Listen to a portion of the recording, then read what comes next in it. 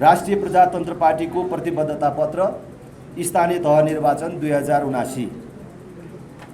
राष्ट्र, राष्ट्रियता, प्रजातन्त्र, स्थायित्व र समृद्धिका लागि मुलुकमा सर्वधर्म समभाव, पूर्ण धार्मिक स्वतन्त्रता सहितको सनातन धर्म सापेक्ष हिन्दू राष्ट्र, संवैधानिक राज संस्था सहितको प्रजातन्त्र, सुदृढ स्थानीय स्वायत्त शासन प्रणाली, बृहत राष्ट्रिय एकता र आर्थिक उदारीकरण राष्ट्रिय प्रजातन्त्र पार्टीका आधार स्तम्भ हुन्।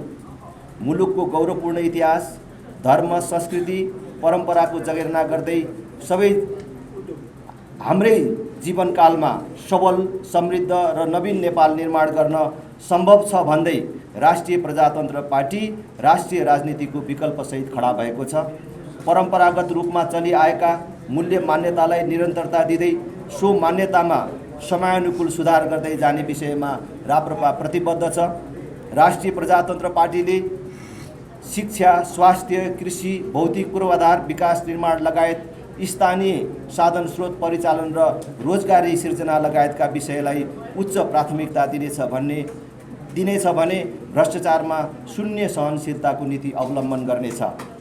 तसर्थ युवा, बालबालिका, महिला, ज्येष्ठ नागरिक, उत्पीडित, अल्पसंख्यक, किसान, मजदुर, उद्यमी लगायत सबै वर्ग र क्षेत्रका नागरिकको आर्थिक, सामाजिक र जनजीविकाको संरक्षण गर्ने सहज वातावरण सिर्जना गर्न निम्न प्रतिबद्धतासहित स्थानीय तहको निर्वाचनमा राप्रपालाई हलो चुनाव चिन्हमा आफ्नो अमूल्य मत दिन आम मतदातासँग हार्दिक अनुरोध गर्दछ।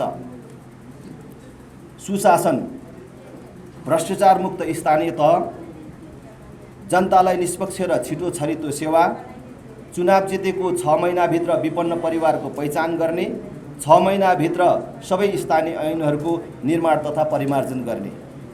शिक्षा, 12 कक्षासम्म पूर्ण निशुल्क शिक्षा, सबै स्थानीय तहमा कम्तीमा 1 प्राविधिक धारको विद्यालय, सबै विद्यालयमा अनिवार्य कम्प्युटर शिक्षा, प्रारम्भिक बाल विकास शिक्षा र कार्यक्रमलाई गुणस्तरीय बनाउन प्राथमिकता, गरिबीको रेखामुनि रहेका वर्ग तथा अल्पसंख्यक समूहका न्यूनतम 1 जना प्रतिभाशाली विद्यार्थीलाई प्रत्येक वर्ष चिकित्सा शास्त्र र इन्जिनियरिङ तह अध्ययन गर्न छात्रवृत्ति, विद्यालयका छात्राहरूलाई निशुल्क सेनिटरी प्याड वितरण, विद्यालयमा छात्रा मैत्री वातावरण निर्माण, सबै विद्यालयमा छात्रा शौचालय अनिवार्य रूपमा निर्माण, विद्यालयमा लागु औषध दुर्व्यसन विरुद्ध नियमित रूपमा अभियान सञ्चालन, प्रत्येक विद्यालयमा स्वच्छ पिउने पानीको व्यवस्था, बेरोजगार तथा सिपविहीन युवाको लागि सिपमूलक तालिम केन्द्र स्थापना, प्राथमिक तहसम्म स्थानीय मातृभाषामा शिक्षा, फरक शारीरिक क्षमता भएका विद्यार्थीका लागि विशेष कक्षाको व्यवस्था। स्वास्थ्य, सबै नागरिकलाई अनिवार्य तथा निशुल्क स्वास्थ्य बीमा, हरेक वडामा स्वास्थ्य चौकी र निशुल्क गुणस्तरीय आधारभूत स्वास्थ्य सेवा, सुनिश्चित बाल स्वास्थ्य र पोषण कार्यक्रम, प्रत्येक वडामा प्रसूति सेवा तथा निम्न आय भएका हरेक सुत्केरीलाई 3 महिनासम्म रु 3000 मासिक भत्ता, स्थानीय महिला स्वास्थ्य स्वयंसेविकालाई प्रोत्साहन भत्ता, सिकलेस, एनिमिया जस्ता रोगका बिरामीलाई निशुल्क उपचार, क्यान्सर, मृगौला तथा मेरुदण्ड रोगबाट पीडित स्थानीय नागरिकलाई मासिक स्वास्थ्य भत्ता, प्रत्येक किशोरीलाई पाठेघर क्यान्सर विरुद्धको खोप, प्रत्येक स्थानीय तहमा न्यूनतम 1 सुलभ औषधि पसलको व्यवस्था।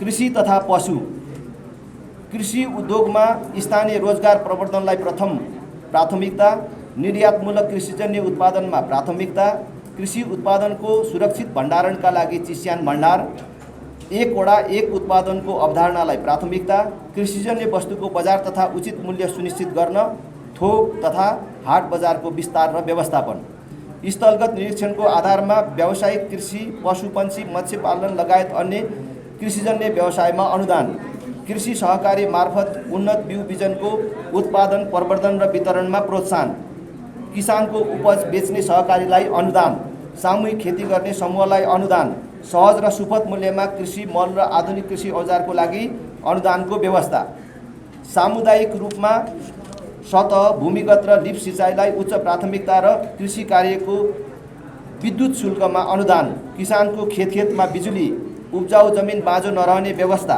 प्राकृतिक प्रकोप तथा जङ्गली जनावरबाट किसानको बाली नाली क्षति भएमा प्राविधिक निरीक्षण गरी क्षतिपूर्तिको व्यवस्था, कृषि तथा बाली बिमाको व्यवस्था, गाई भैँसी बाख्रामा कृत्रिम गर्भाधान सेवा पूर्ण रूपमा निःशुल्क, गाई भैँसीमा सुत्केरी भत्ताको व्यवस्था। खानेपानी, सबै घरधुरीमा 4 वर्षभित्र आधारभूत खानेपानी सेवा, तराईमा आर्सेनिक मुक्त सुरक्षित खानेपानी, उपभोक्ताको स्वामित्वमा खानेपानी योजना, एक घर एक धारा। कर व्यवस्था, स्थानीय करको दर परिमार्जन गरी 50% सम्म स्थानीय कर कटौती गरी न्यूनतम करको व्यवस्था गर्ने। रोजगारमूलक उद्योग स्थापना गर्नेलाई पूर्वाधार निर्माणमा सहयोग तथा 10 वर्षसम्म स्थानीय कर छुट। महिलाद्वारा सञ्चालित साना तथा लघु उद्योग व्यवसायमा 12 वर्षसम्म स्थानीय कर छुट। युवा तथा खेलकुद, सार्वजनिक निजी साझेदारीबाट युवा लक्षित उद्यम व्यवसाय प्रवर्धन। सामाजिक कुरीति, दुर्व्यसन, अन्धविश्वास, विभेद र असमानता विरुद्ध युवा परिचालन। आवश्यकताको आधारमा स्थानीय तहको रङ्गशाला, कबड हल, प्रत्येक वडामा खेल मैदान, प्रत्येक वडामा खुल्ला व्यायामशालाको निर्माण। स्थानीय प्रतिभाशाली खेलाडी तथा प्रशिक्षकलाई उच्चस्तरीय प्रशिक्षण र प्रोत्साहन। विदेशमा रहेका नेपाली कामदार युवालाई स्वदेशमै फर्कन उत्प्रेरित गर्ने र उनीहरूको सिप तथा दक्षताको आधारमा आफ्नै स्थानीय तहमा उद्यम गर्नका लागि सहज वातावरण निर्माण गर्ने। सहुलियतमा ऋण प्रदान गर्ने। निश्चित समयको लागि कर छुटको व्यवस्था गर्ने। भौतिक संरचना, सामाजिक, महिला रोजगार तथा अन्य। प्रत्येक घरमा बिजुली, एक पालिका एक स्वरोजगार तालिम केन्द्रको स्थापना र तालिम प्राप्त युवालाई रोजगारको व्यवस्थापन गर्ने। सिप सिकेका युवालाई बिना धितो ऋण। सार्वजनिक स्थलमा फ्री वाइफाई। अति विपन्न परिवारका लागि परिचय पत्र र सुपथ मूल्यको पसल। सबै वडालाई सडक सञ्जालमा जोडी 12 महिना चल्ने कालोपत्री वा ग्राभेल सडकको व्यवस्था मिलाउने। नगर गाउँपालिकाको प्रत्येक वडामा बाल उद्यान पार्क। स्थानीय, प्रदेश र केन्द्रीय तहबाट सञ्चालन हुने आयोजनाहरूमा स्थानीयहरूलाई रोजगारीमा प्राथमिकता। महिला हिंसा, दाइजो प्रथा तथा बाल विवाहको अन्त्य गर्ने तथा महिला सशक्तिकरण कार्यक्रमलाई प्राथमिकता। एकल तथा विदुर, शारीरिक र मानसिक रूपमा अशक्त असहाय ज्येष्ठ नागरिकका लागि स्याहार, सुसार, हेरचाह र औषधि उपचारको व्यवस्था। अशक्त, असहाय र टुरा बालबालिकालाई आवश्यक शिक्षाका लागि स्याहार केन्द्रहरूको स्थापना। गौशाला, गुरुकुल एवं अन्य विभिन्न धार्मिक तथा परम्परागत मान्यतामा आधारित शैक्षिक संस्थाहरूको संरक्षण। आवश्यकताको आधारमा एक स्थानीय तह एक गौशाला निर्माण।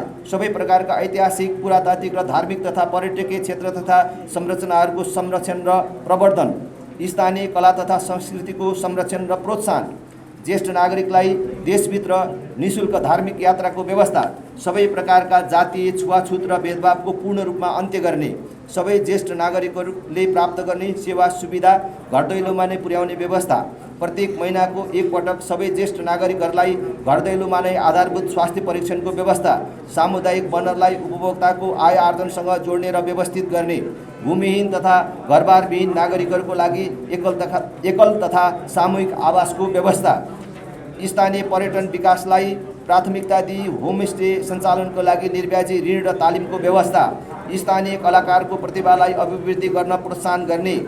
स्थानीय तहमा विकास विज्ञको व्यवस्था गरी सम्भाव्यताको आधारमा विकास कार्यक्रम निर्माण तथा परिचालन।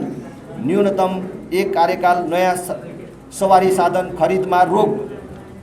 स्थानीय तहमा पर्यावरण संरक्षण, जलवायु परिवर्तन न्यूनीकरण तथा जलवायुजन्य जोखिम कम गर्न स्थानीय अनुकूलन कार्य योजना निर्माण तथा कार्यान्वयन। स्थानीय स्तरबाट उत्सर्जन हुने फोहोर मैला प्रदूषण न्यूनीकरण तथा ढल निकासको उचित व्यवस्थापन। एक विज्ञ समूह गठन गरी 1 वर्षभित्र ग्रामीण विकास योजनाको निर्माण। ग्रामीण स्तरमा आय आर्जन र रोजगारीलाई सुनिश्चितता गर्दै बसाइसराईलाई व्यवस्थित र न्यूनीकरण गर्ने। सबै भूमिहीन, सुकुम्बासी तथा अव्यवस्थित समुदायको आत्मसम्मानपूर्वक जीवनयापनका लागि वातावरण निर्माण गर्ने। सबै भूमिहीन, सुकुम्बासी तथा अव्यवस्थित समुदायको जीवनस्तर सहज बनाउनको लागि सार्वजनिक सेवा सुविधा, बत्ती, खानेपानी, ढल, बाटोको सुविधाको व्यवस्था गर्ने। हामीले यसरी राष्ट्रिय प्रजातन्त्र पार्टीले आगामी स्थानीय तहमा प्राप्त गर्ने स्थानहरूमा प्राथमिकता दिइने विषयहरू बुँदागत रूपमा उल्लेख गरेका छौँ।